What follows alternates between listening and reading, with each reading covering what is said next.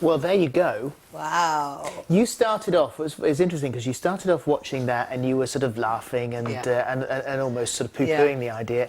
And gradually, as that film went on, you went quieter and quieter and quieter. I got spooked. Did you? Yeah. You accurately described the type of monk, the Franciscan monk. Apparently You got so. the habit right. Yes, yes. The order of the monks wearing the brown robes, the fact that he didn't change his name, that rich patrons were fundamental to the survival of the Franciscans. Where would that come from in your head?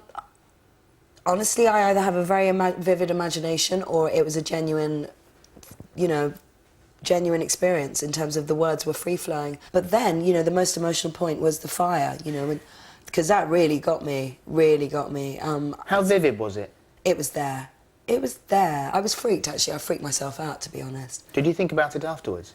I was drained afterwards. I was so exhausted, mentally and physically. I was drained. You're not the sort of person, really, or you don't strike me as the sort of person who would freely give of your emotions on television, and you're quite openly crying there. How did you feel about that? I was aware, at least when I started, you know, the whole regression, that there were cameras, you know, we were being filmed, and I found that sort of a bit awkward. But then, as I say, I even surprised myself with the whole sort of letting go of and revealing much more probably than I would have normally, and also the tears as well. That totally caught me unaware. So it kind of feels like that was real, that I was that person I was in that moment, because I certainly felt it at the time. Does this fit into what you believe in your life? Philip, honestly, I don't know. I'd like to think, wow, I was a good person once. So maybe there's Yeah, but hope you for stopped now. being a monk, though. You were a good person for a while, and then you went and got a job. Yeah, but come on, I still gave him some spiritual guidance. I just got a sort of a nicer bedroom. You say that your mum has always, her influence always on you has been her belief in the importance of humility. Yes, I'm still learning that word. But yes, it kind of ties in, doesn't it, with this story of a guy who was very humble, at least for most of his life until, well, even I'd say even after he went to Venice. So when you came into this, did you believe that there is a possibility that you had lived before, or were you coming in purely to see whether it was your imagination that played the tricks? I'm really open, very, very receptive to it all. I think it helps if you have a belief in reincarnations to do something like regression. I also think it helps if you have a vivid imagination. But honestly,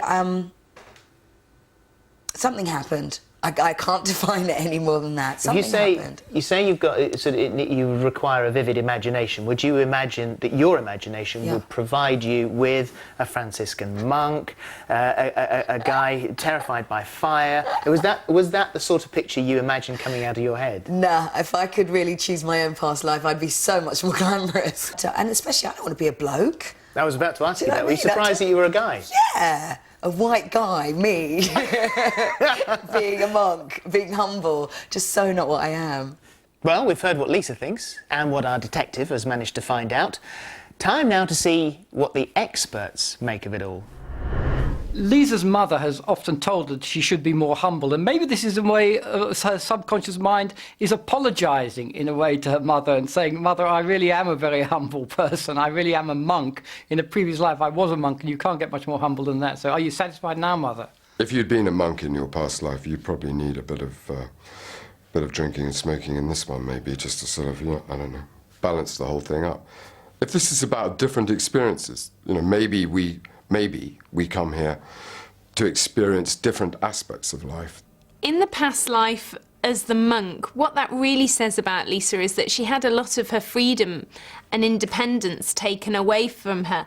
And in this lifetime, she's evolved into being quite an outspoken person and being quite independent. And I think that's what she learnt from the life as the monk, that it wasn't all that good because she wasn't that independent. Now, as you sit here, having you've watched your regression, you've seen the results that our historian has come up with. So here you go, $1 million question: do you believe in reincarnation? Do I believe in reincarnation? I'd have to say, if I had to say yes or no, I'd have to say yes. There's something there. There's something there. Thanks, Lisa. Thank you. Join us again on Monday when we'll give you another chance to delve into the possibility of past lives. Have you been here before?